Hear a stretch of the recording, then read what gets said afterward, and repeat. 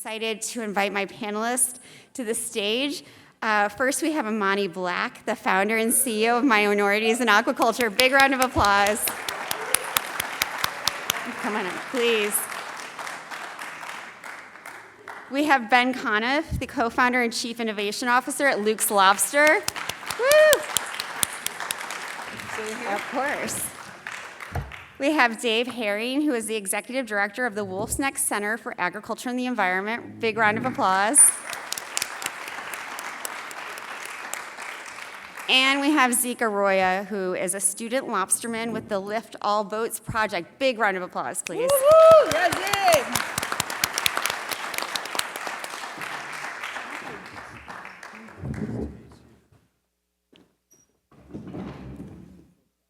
Wait for them to get settled, and then we'll just dig in. Another round of applause. Thanks to them all for being here. So, Imani, since you're closest to me, I'm wondering if it's okay if I can start with you. Yeah, no, that's fine. Wonderful. So, as we know, food systems are rapidly changing, but as we adapt, you have said it's really, really important to make sure that this idea of heritage and community are front and center. Can you talk more about why that is important and why it's crucial to making sure that food systems are not only sustainable, but regenerative and full of justice? Yeah. Well, I think for me, I come from a coastal community on the eastern shore. Can everyone hear me, by the way? Okay, cool. I come from a coastal community on the eastern shore of Maryland where our food is very tied into our heritage, not only just like of our communities, but of the land that we cultivate that food from. And so I think Steve and Barton said it earlier that, that story and like that connection just makes it even more significant to understand where your food comes from, who is making it, and, how, that land has cultivated your food over time and how it's changed. And that's something that I'm super interested in, kind of the ecological anthropology of seafood and communities, but I think as it changes, we need to keep consumers at the forefront, helping them understand, but also helping them not only understand where their seafood's coming from, but how it's come about in the history of that food. I'm wondering if you can talk about how receptive eaters, customers are to that kind of storytelling, especially on the Eastern Shore. Oh, I feel like, we get flocks of people to the Eastern Shore of Maryland. I think when you think about blue crabs, right, like we'll have the conversation of, is it Maryland blue crabs? Is it Louisiana? It's Maryland. Let me just get that straight. It's Maryland. And so like when you hear Maryland blue crabs, right, it's not only just the crabs that people see, it's the marsh, it's the Bay Bridge, it's the Chesapeake Bay, it's the boats, it's all of the dock bars, it's every single thing that when you think about that particular food, you think about all these other things because that makes the experience of having blue crabs or having seafood. So I think people are really are receptive to it. I think people want to know more than ever where their food is coming from. Absolutely. I live in Baltimore, so it's very important to me, these blue crabs. Yeah, absolutely. Thank you. Yeah. Ben, if I can turn to you, I'm wondering if you can talk about the importance of lobstering in coastal communities in Maine. It's so much a part of the heritage, the culture, the economy here, and so many other things. Yeah, absolutely. It's hard to think about Maine without thinking about lobster, or to think about lobster without thinking about Maine. It is a huge industry, and typically, even when you look at the value of the landings of lobster in a given year, when you actually study all of the knock-on effects of those lobster landings on all the other jobs that they create and the people that they support throughout the state, you're kind of tripling that value. Yeah. And so it is a huge part of Maine's economy, and it's a huge part of Maine's culture, both internally and I would say externally. If you went around the U.S. and you said, imagine a person from Maine, they're probably thinking of a lobsterman on a lobster boat, because that's our imagery, that's who we are, that's what we celebrate. And to have that tradition and had it passed down generation after generation is crucially important to us. And then, equally important is the decision that those generations have made over time to prioritize not maximizing the take today, but doing what's necessary to self-regulate so that that take will be there for your kids, your grandkids, and their kids. And that type of thinking that, we're willing to sacrifice that immediate dollar value right now to ensure that there are resources left for future generations, that is, I think, the most beautiful thing about the Maine lobster industry and why it's still so important both economically and culturally today. It's so unique, it's so beautiful, that idea of thinking about future generations. I wonder what your advice to sort of other parts of the food, ecosystem are. I don't know if I feel like there's a lot that terrestrial agriculture could learn from what lobstermen have been doing, and lobster women have been doing for a long time. What kind of advice would you give them? I think it's honestly take a step back and think about your grandkids and think about the practices that you are or aren't pursuing right now and what it means to maximize yield today, and what it would mean to do things differently so that your grandkids can still be a part of the tradition and the heritage that you have. Now, who should that advice be directed to? In a lot of places, the farmers don't have the agency to make those decisions for themselves because of the way that our agriculture system is set up right now. And that's a whole other issue, and I'm not an expert on it, but I think whoever is in that position of making those decisions, I think as a country, as a whole, we have spent way too much time focused on maximizing immediate dollar value and way too little focused on thinking about the future, even if that means slowing down a little bit, taking a little bit less right now. You're right, and farmers and fishers both need to have that empowerment, that agency, so that they can make those decisions in a way that is equitable for future generations. Dave, staying on land-based agriculture for a minute, regenerative agriculture is central to the work that you do at Wolfe Next Center. It's also important, I think, to acknowledge that these regenerative practices have a deep-rooted history in indigenous communities, and I'm wondering if you can talk about how we honor that past while continuing to innovate and moving forward. Happy to do that, Danny. My light isn't on, but I'm curious, is the mic on? Okay. It must be the same for yours, but we'll find out here. So it's a really good point to be made because we hear a lot about regenerative agriculture and presumably you're writing a lot about it and so much of our work at Wolfe Next Center is focused on advancing regenerative agriculture.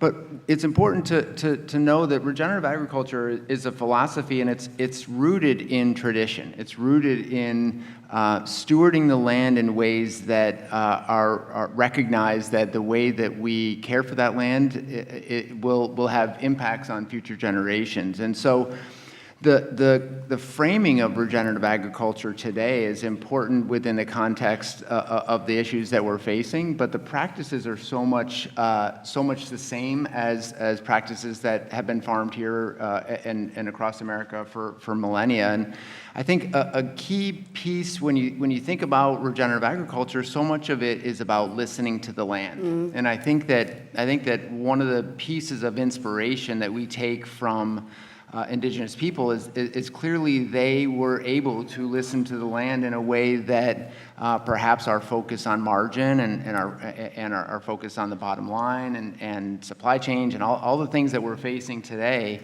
has kind of removed the focus on listening to the land. And so some of the work that we're focused on at Wolfe Next Center and with partners around the country is focused on creating new ways to listen to the land.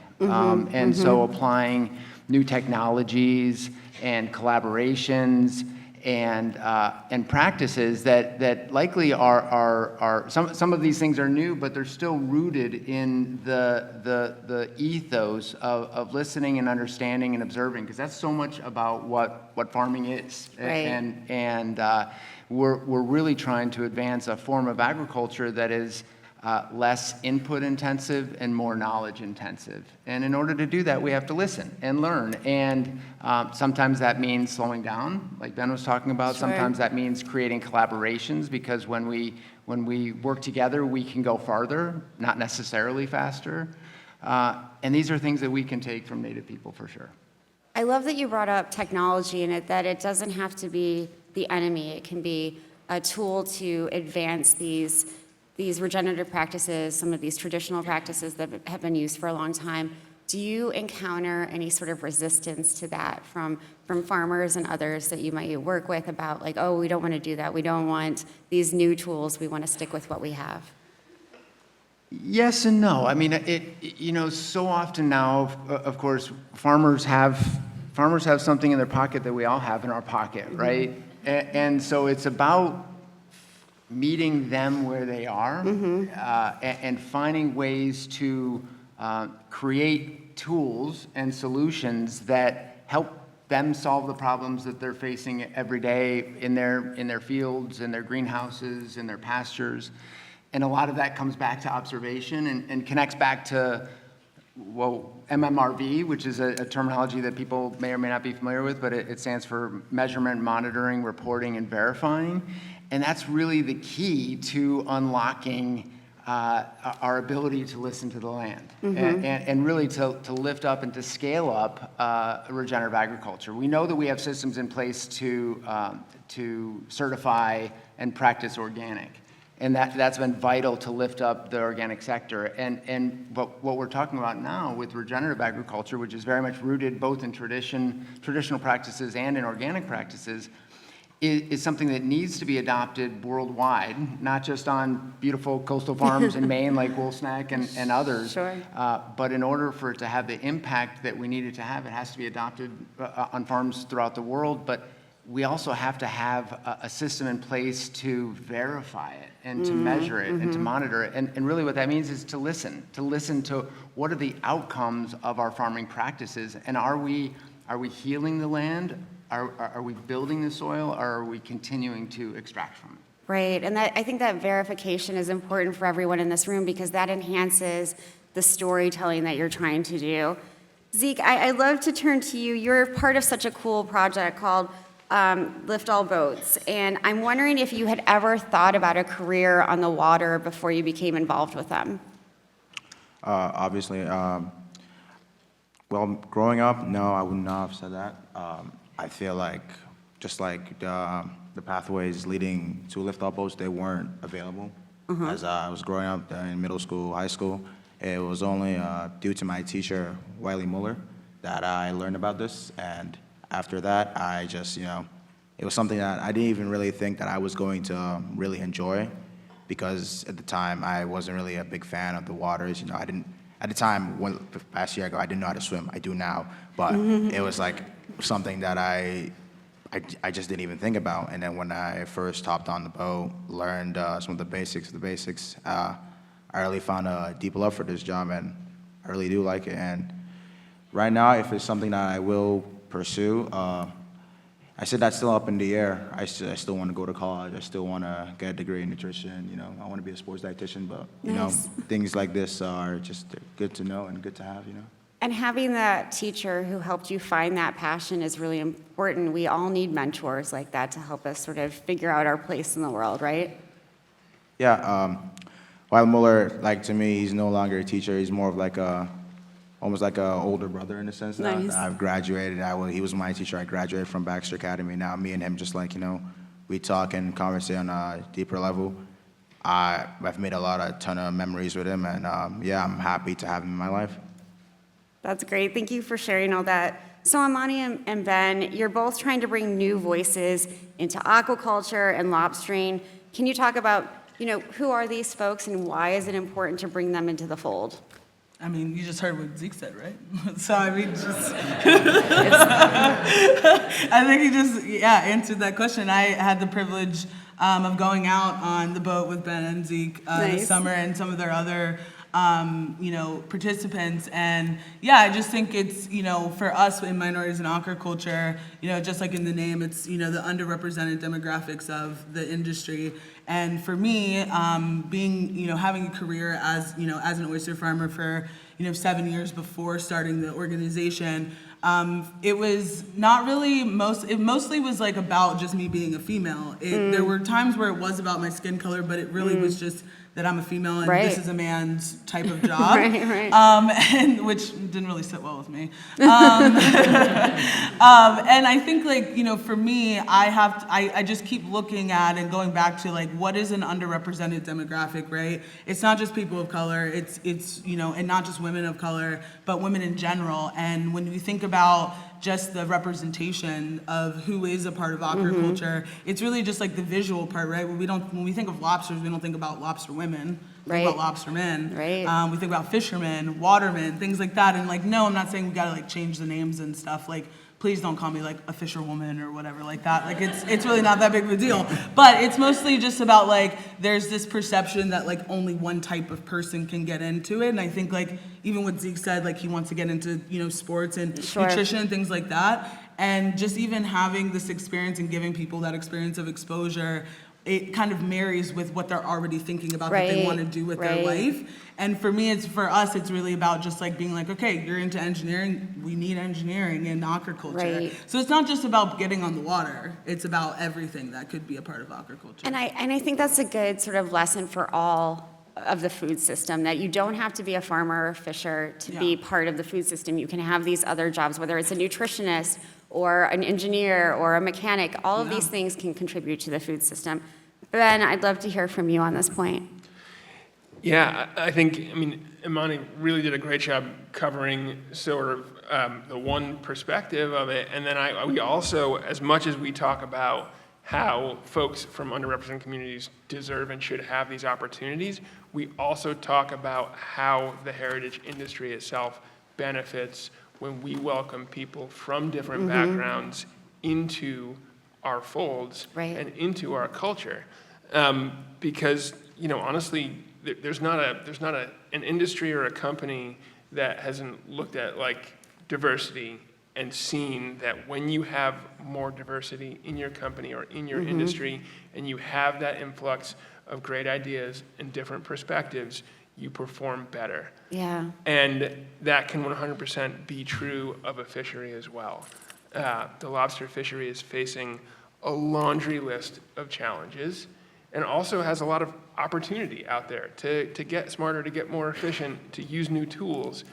And when you're able to bring in folks with different perspectives, that balances out like all the wonderful things that come from a relatively hereditary fishery where we've done things the same way for a long time. That's great. We learn a lot from that tradition. We can also bring new ideas and new approaches in that help us problem solve. And then I will also say that when you look at the folks who are eating seafood in America and who are or could be eating lobster in America, there is a huge range of diversity that we could be marketing to better than we are right now.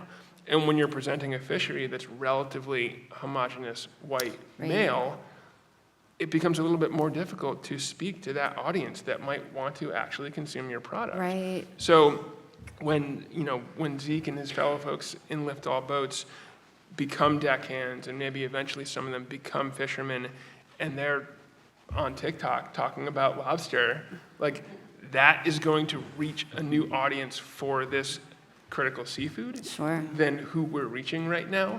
So I think there are so many ways in which we're not saying like there is a problem with the lobster industry and we're going to fix it by taking away from current fishermen and giving to other people.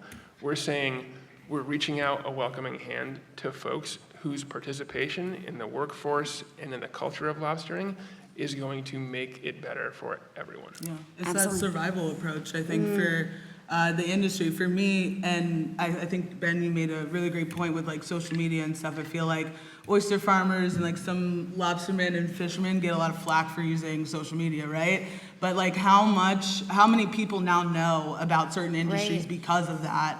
And so it's like we really have to like really think about the survival of the entire industry and say like, well, there are, you know, younger people that are coming in that have different skills, and yeah, it might not look like how we've done it traditionally, but like we're trying to just keep this alive and just keep it, you know, going on for generations and generations. So like it doesn't matter Yeah. that they're on TikTok. We want them to be on social media talking about Yeah, these things. it's such an interesting point as farmers and fishers, as communicators, as people who have to be, as Barton and Steve said before, evangelists for these types of things, because that's how you get the message out there. That's how you build inclusivity. Yeah, absolutely. Zeke, if I can come back to you, I wonder with the work that you're doing, what was the most rewarding thing about being part of the project, and what was the most challenging?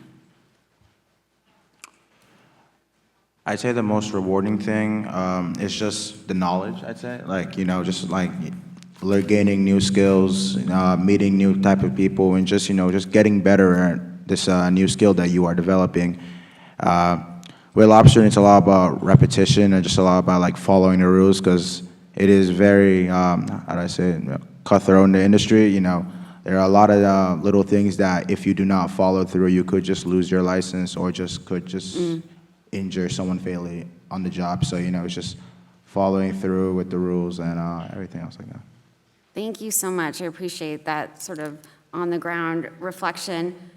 Ben, Imani, and Dave, I want to go back to something Ben said earlier about diversity, and I think it's important to point out that we're not, and Imani said this too, it's not just women or folks of color, it's diversity of thought, diversity of practices, diversity of just sort of ways of being in the world.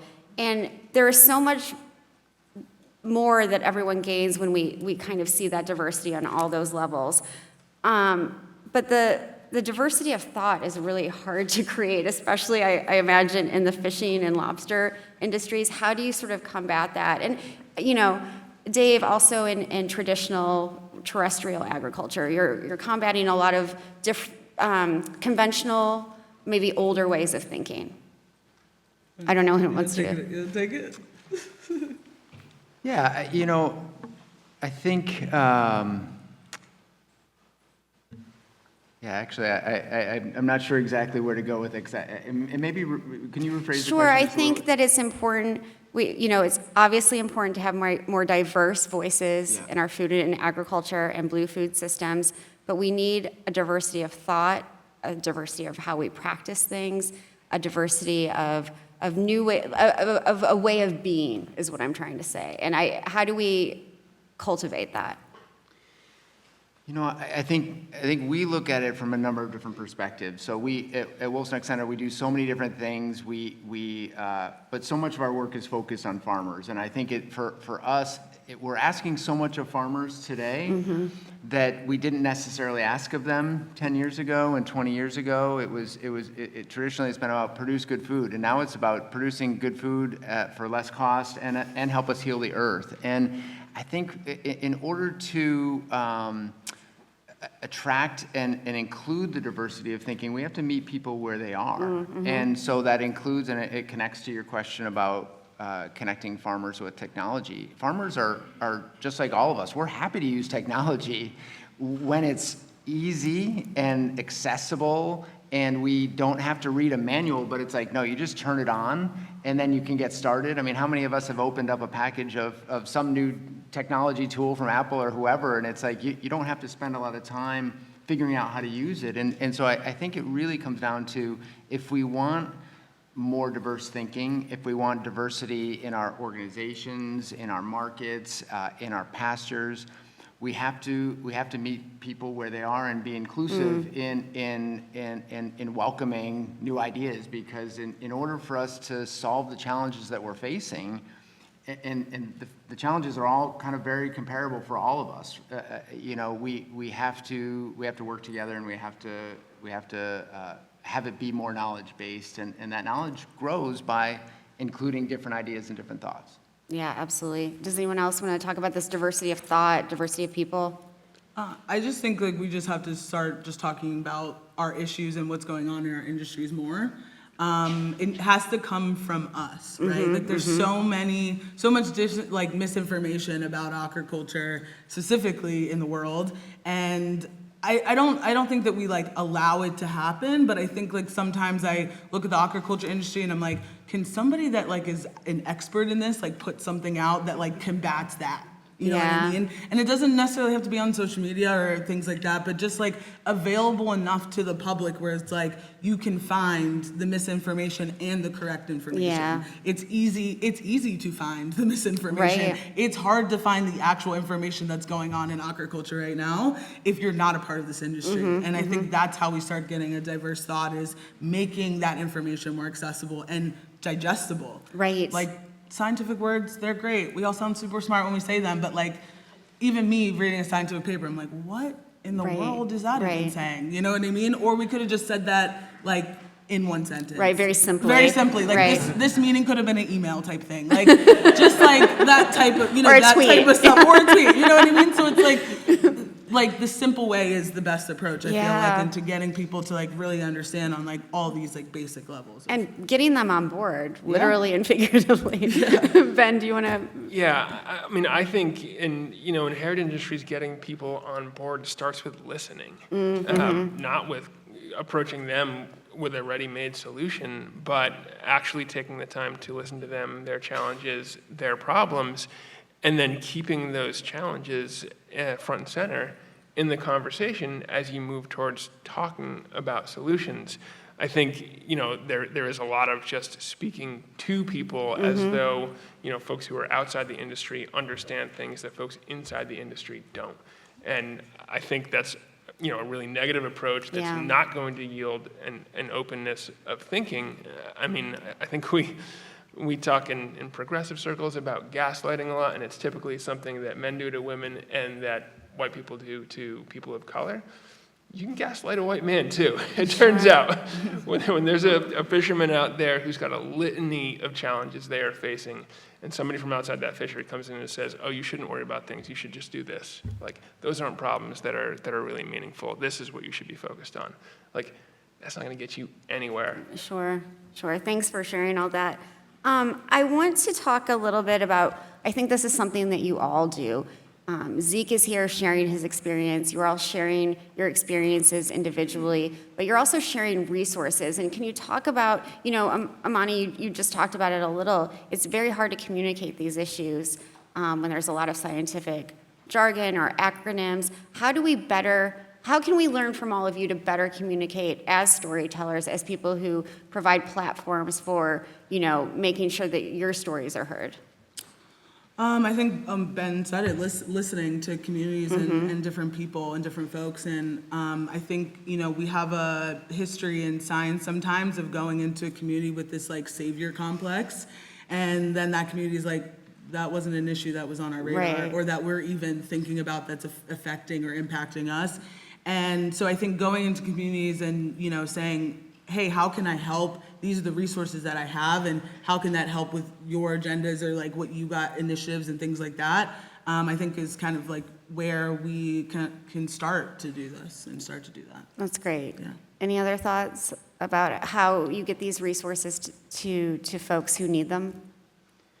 I think it's about meeting people where they are and asking questions, and then sitting back and giving people an opportunity to share how you can help. I mean, I think as a leader of an organization, who's working to advance regenerative agriculture, the thing about agriculture is it's a place-based, nonstop research project, right? And what works on my farm might not necessarily work on your farm, and what works on your farm might be a great solution for me that I didn't know about. And so I think that's why farming, being a fisherman and woman, and working with the land is so much about collaboration, and it's so much about listening, and the more that we can do both of those things, the more we're going to be able to work together to solve the challenges that we're facing.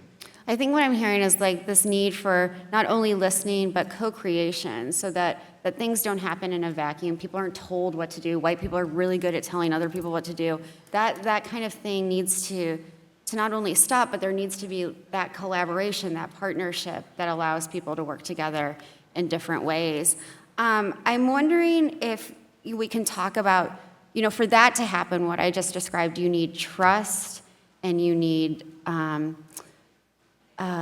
leadership, right? And so how do you How do you work with communities who don't look like you, who maybe don't speak like you, who don't know the same things as you, to build that trust so that you can have that collaborative relationship? Can we go to the community, go to community leaders? Like, I mean, go to the people that they are listening to and form a relationship with them. And then they will teach you how to speak the language of that community and how to resonate with that community. But also, yeah, it is that trust. And when you have a leader of a community that like vets you, there's a ton of people, Yeah. In my immediate network that, get asked to do, podcasts and film and things like that, and they have been exploited before, Right. and so then they come to me and they're like, hey, have you worked with this person before? I'm like, oh yeah, they're great, they're awesome, I did this project with them. They're like, okay, cool, I'll answer them back. Yeah. So I think it's all about just really making sure that people have that support within their community, and you're going to that leader to be as best supportive as you can. Right. So Ben, when you're working with, to Imani's point, when you're working with established members of the lobstering community, and maybe this is just my own prejudice, but I feel like it's sort of an insular community, and they might not always be receptive to new voices or new ways of thinking. So how do you encourage that? I mean, that what's made it a not too difficult path right now is that there's a gap in the workforce. Lobstermen are coming to us asking for help finding young people that they can hire as deckhands on their boat. And that's why Zeke was offshore fishing this week, because a fisherman that we buy from came to us and said he needed help. So I think the reality is there aren't lobstermen here who want to actively exclude anybody. But what we're used to in this industry is your kids are going to come lobster with you, or your nephew's going to come lobster Right. with you, or your neighbor's kid is going to come down to the wharf and ask you for a job. And that's not happening anymore, because there's just not as much of an active interest in the youth within the existing community as there used to be. So there's just an inherent need there. And then, I think one thing that we do, try to instill in the students is like, when you leave our boat, where things, Zeke will tell you, are extremely cushy compared to when you actually get offshore with a fisherman, you need to do so with humility, and you need to know that you're there to learn from them, Right. And to do things the way that they do things for a while. Like, you'll earn over time the trust and the respect by putting in the hard work and doing things the way they are done, to eventually start making suggestions. Sure. Day one's not the time to do that. I think you agree, Zeke. Yeah, I very much agree. Zeke, can you talk about your experience from, like going on a commercial boat is very different than what you've been doing in the past, and like what that adjustment has been like? Working on lift-off boats, like in the beginning, it was still very new to me, and like over time, once you get to that, let's say, achievement status, and you know what you're doing, it becomes very cushy, like Ben said. It's like just going through the motions and stuff like that. But I compare that to when I was working with Justin Papke on his commercial boat. The first thing I noticed was that there was a lot more equipment on the boat. There were about 200 traps on the boat that we needed to rig and then drop them into the ocean, and then go up and then pull up 300 more lobster traps. And it's just like the constant pace that they work at is, some might say, superhuman. It's insane how they go through so many traps so quickly, and then they just they keep count of how many lobsters they count in each stringer. And like Justin was telling me how like knowledge is power, and the more like they keep track, is the more like they know, okay, this trap isn't doing that as well as did last week. Let's take him out, put him in another place, another spot, and then you just kind of see all the neat tricks and stuff that you will learn from lobstermen. They were telling me that I needed to learn 5 new ways of rigging, and there's also just other ways of like splicing that I will learn with them. But like Ben said, like I've just gotta keep my head down, ears to show, and just listen and just be humble and do the work. Yeah. It's so knowledge intensive, this work, and I think that's a critical point in all this. It's not just, setting up these traps. It's way more than that, and I think that's something good for us all to remember about the food producers in our communities who just contain so much knowledge in what they do. Imani and Zeke, I think the role of mentors in this space is so needed, and I'm wondering if you can talk about that value of mentorship and training that you both try to, either practice as a mentee or instill in people you're working with. Yeah, I think the role of a mentor, it's just that for me in my career, there were a ton of people that, or there were a few people, especially women, that really encouraged me to keep going, right? Being the only woman out of 35 guys at my first oyster farm I ever worked at was a learning curve, and so I didn't know how I was supposed to handle things or how to kind of get through that and come out on the other side. And so to have people there, and even from in Minorities in Aquaculture, we brought all of our interns together for the first time this year in Maryland and had these conversations with all of them and really kind of got to the deep root of not only their fears of going into an industry that they don't know, but their fears of and curiosity of the industry. And really for me, I get to kind of be look back at my career and say, wow, I went through that exact situation because I was meant to talk to you about it today. It's like to a T sometimes where I'm like, they're still talking about that on an oyster farm? That's so old and dated. Women can't go on a boat. That's so old and dated. So it's things like that where I feel like I'm able to put them in a different situation than I was at the start. And it would have been super helpful for me to have that in my career. Yeah, so. Absolutely. Zeke, as somebody who's being mentored right now, this idea that Imani brought up of, you have to keep going. Are there people in your life who are, I think Ben is one of them, but are there others who are hey, keep going, you're going to learn a lot, and no matter what career you take on, this will be helpful to you? Obviously Ben is one of them. Wiley Muller, my mother, my brothers, and just my friends who did lift all boats, but aren't doing this right now for various reasons. Some going to college, some doing sports, stuff like that. Just like they say, just keep going. And another big motivator has to be yourself. You've just got to wake up in that early morning, 3 a.m. You've just got to wake up and just say, all right, I'm doing this today, or you just got to push through, because motivation helps, but discipline is what keeps you going in the long run. And, that's something I'm trying to instill in myself every day. Such a good lesson. Thank you. Ben and Dave, when we're talking about, helping people of diverse backgrounds continue in these industries, what do they need, and what do you feel they need to continue? What do they need to sort of keep pursuing these endeavors? In my experience, the number one thing they need is for me to not tell them what they need. Bravo. And that, that is definitely some stumbles that I made early on. In we sort of, Barton talked about the white man solution complex. And sort of this idea well, I know lobstering is cool, and I know there are not a lot of diverse people in it, and so if we build a program, they will come, right?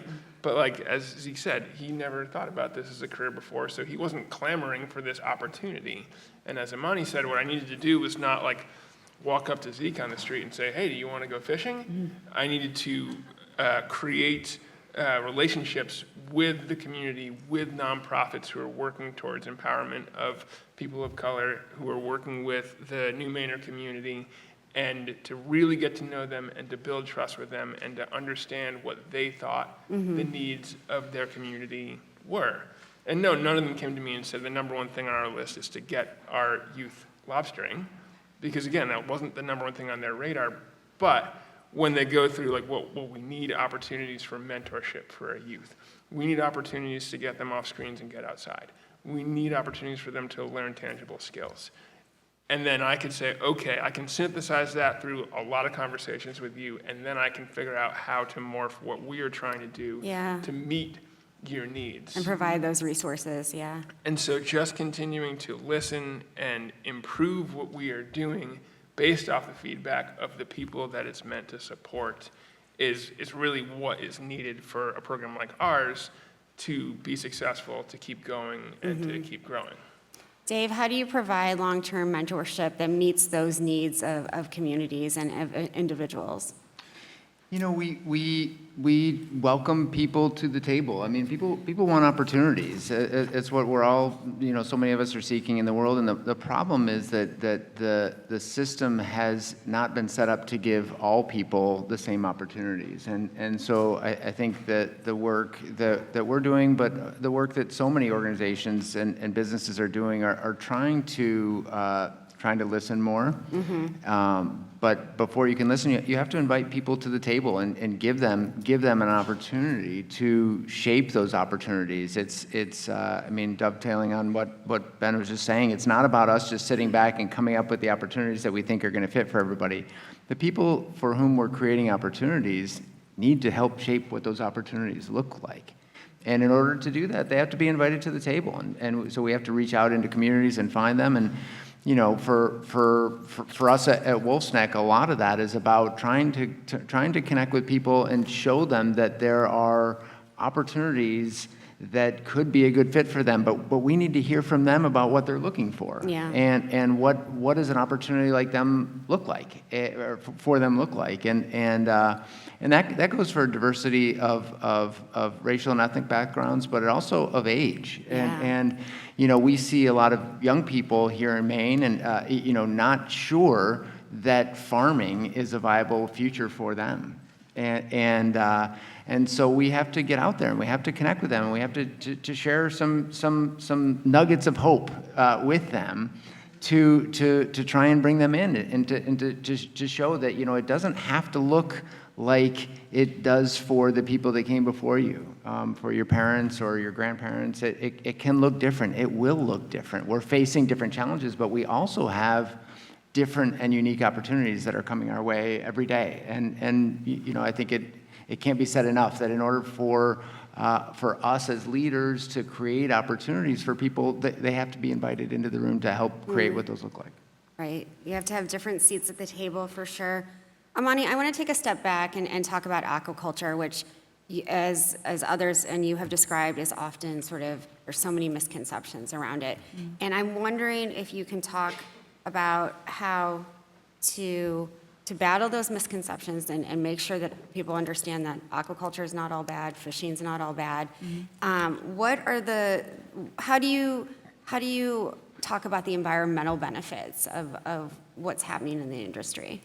Well, I think it's easy to talk about the environmental benefits of oysters because, they do a lot for the environment. And I feel like that process is easy to understand, right? When you kind of break it down. And for me, I feel like, there is a lot of misconceptions, but there is a lot of really good visuals and content and, just like projects, Hope in the Water being one, and all of the documentaries and things like that are coming out.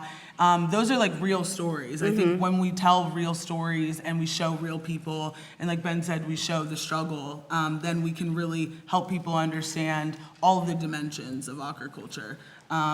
Regardless of how they're connected with it, they may never eat seafood, but Sure. At least like they will know, when they go into the grocery store of like what to look for. They'll recognize a name or they'll recognize a brand, and like that's just where it starts. Right, We just right. need people to recognize who's in the industry and like who's doing what.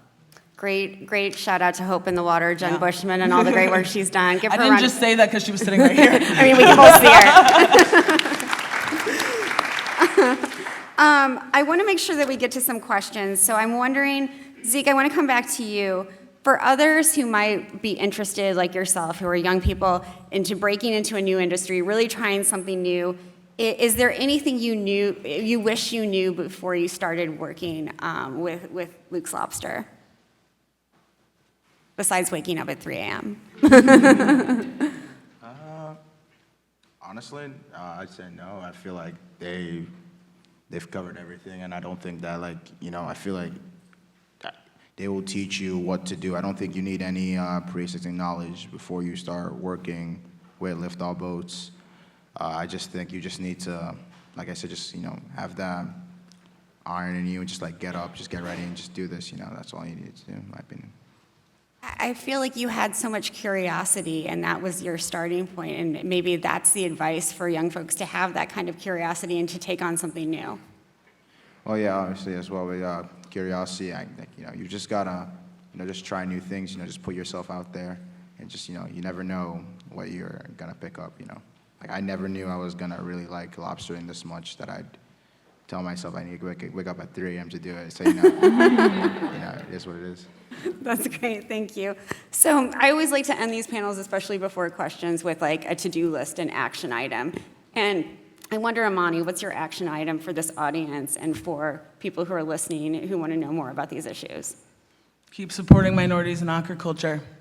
No, yes, that, but I think just keep pushing forward, right? There's a lot of great people out here that are telling really great stories. Just keep doing that. Keep getting that information out there. Mm-hmm. Ben? I think just like always be thinking about how we grow the pie and push back on zero-sum narratives wherever you have the opportunity to. Never believe that offering one person an opportunity is going to take away from other people, and just continue to engender that type of solidarity thinking that's going to lift all boats with one rising tide. Awesome, thank you. Dave?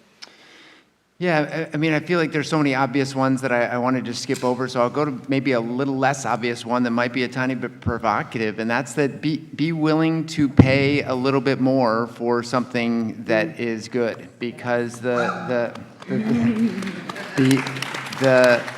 I know that that's a hard one and not necessarily one that everybody can take on, but when we think about the hidden costs within our food system, they are everywhere and they are hidden, and we know that we've been tricked into thinking that food should be really cheap. And so when we think about purchasing something, it's okay maybe to purchase a little bit less of something better and pay a touch more or perhaps a comparable price because you're paying less, but the downstream effects, that's going to be part of how we solve some of the challenges that are result from the downstream effects. Yeah, that true cost accounting angle, I think, is so important to this. Zeke, what's your action item for this audience of storytellers? I mean, I just say, stay curious, don't put yourself in a bubble, and just, be willing to get yourself out of your comfort zone. And listen to young folks, for real. Thank you all. Thank you all. I want to make sure, Tracy, do we have time for a few questions from the audience? Does anyone have questions? Yes. I just have a question for Zeke. Is money good? Yes. It's fantastic. Back and then front. Yeah, hi, thank you. I'm a huge fan of everyone at this table. Thank you so very much. I'm Andrea Thomas, and we're the New England Young Fishermen's Alliance, so I'm really enjoying the correlations between the struggles of small farmers and small and medium-sized boat fishermen today. I'm really enjoying the discussion about aquaculture versus wild caught and the touchy issues that have evolved and exist there. But something I'm not hearing us talk about, and I'd love to talk about, and I'd love to hear from Imani and Ben specifically, is the issue of access and how equity issues and access to capital for both small farmers and small and medium-sized boat fishermen and small startup aquaculturists is a huge issue. So just a quick stat. If you're looking to become a ground fisherman or woman here in northern New England, the total cost of a boat 50 feet or under and a permit that is available to you to make enough money to make a living is upwards of $450,000 today. That's for ground fish. It's much less of a capital requirement for lobster, which is why we've seen a lot of the industry move to the lobster, a lot of the industry move to lobster fishery. But I'd really like to talk about access and the lack of capital subsidies that is available to the commercial fishing industry and the aquaculture industry. Yeah, that's a really great topic. A part of this conversation is that access piece on all fronts. But for capital, I think the way that when I have conversations about that, I think about I have to talk about like the resources that are provided I want to say resources, right? Because I feel like sometimes we, and I've had these conversations with people that are like, is this we want to do this bill, or we want to do this grant, and we want to get more, oyster farmers and things like that, and give them these like startup costs, right? But then when you look at the stipulations and sort of the contract, it's like it's a 1 year payback period, and I'm like, you're already putting them in a deficit, right? Like, when you don't understand the process and you don't understand like kind of the nuances that go into it, then it's kind of like, well, is that resource actually a resource? Is it actually being supportive, or is it just kind of pushing us back further and setting us up for failure? So I think when we think about the resources that we provide, we have to think about the entire process of it to be able to actually be helpful and actually, kind of close that gap of access. Two things I would say, action item related. One is vote. I think that we need, as a country, to stop subsidizing bads and start subsidizing goods.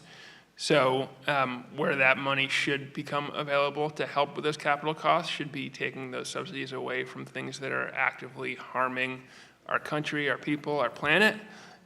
So think about those issues when you go to the polls. The second thing I would say is look at where you do your banking, because there are actually a lot of good small community banks in coastal communities that understand the needs of fisheries and do everything that they can to provide good financing options, and they would have more power to do that if we all took our money out of Bank of America and put it into those local community banks. Thank you for that. There was a question up front. There you are. Imani said something, there's a lot of good information out there and there's a lot of misinformation. Can you give me a couple examples of what the misinformation is? Yeah, I mean, I just had this conversation, a little while ago, right? Let's even just go with like oyster farming, right? There's a lot of misconceptions around oyster aquaculture, that it's like genetically modified, or that we're putting antibiotics in different things like that. And these are the things that people have come and said to me and been like, I'll never eat a farmed raised oyster. I'm like, you probably already have, you just don't know it yet. I love when people say they don't eat farmed seafood. I'm like, well, where do you get your seafood from? They're like, the grocery store. I'm like, well, okay, keep on that. So I think it's that, right? It's that those type of conversations where people are still thinking kind of this like old way of aquaculture, where like even finfish, right? Like I've personally worked at a finfish company that is completely zero waste and completely biosecure, doesn't use antibiotics, and a lot of people don't know about that. There are people within the industry, especially like finfish, shellfish, whatever, that are doing good, and those things need to get pushed out more. But we kind of focus on people that are doing kind of not great things, which we rightfully should, but I think we also have to kind of have a balance of good and bad, right, to kind of counterbalance it. So those are just some of the things. Great answer. Any time for any other questions? Yeah. I'm Puerto Rican, so I'm looking around and I'm like, oh, I'm minorities in food writing. Oh, yeah. So what are the stories, if you had a choice of stories, like what is the story for this kind of an audience, for this kind of a publication? Do you have a short list of things that should be covered, or people that should be covered, people that are doing great stuff, like inspiration for people to get into that, especially mine? Yeah.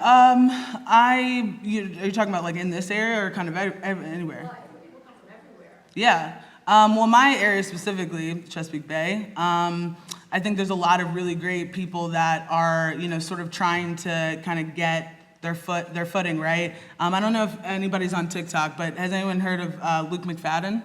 He's a crabber. That my guy right back there. But the same thing of like, there's like the like Jason the lobsterman that's even around here that's really famous on TikTok. Luke McFadden is that for blue crabs in Maryland.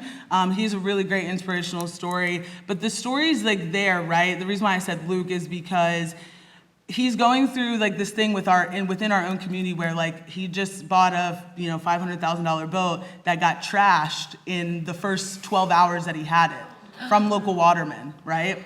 And he's a younger guy who is trying to do it in a different way, and there's this, kind of back and forth, right? And so I feel like that's a conversation that we need to start having more, is really uplifting some of these younger people, because they probably aren't getting the support from their local community in the same ways that they're getting it from the outer community, right?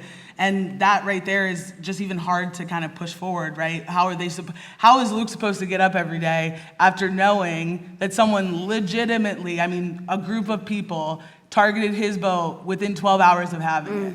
A dream that he has had for 5 years, and talk about the conversation that he's brought to Chesapeake Bay. So that story of how is the next generation going to keep moving forward and keep taking the industry where it needs to go without the support of their own community, I think would be a great story. Yeah, absolutely. Can we give the panel a round of applause, please? Thank you all so much. You're wonderful. Thank you.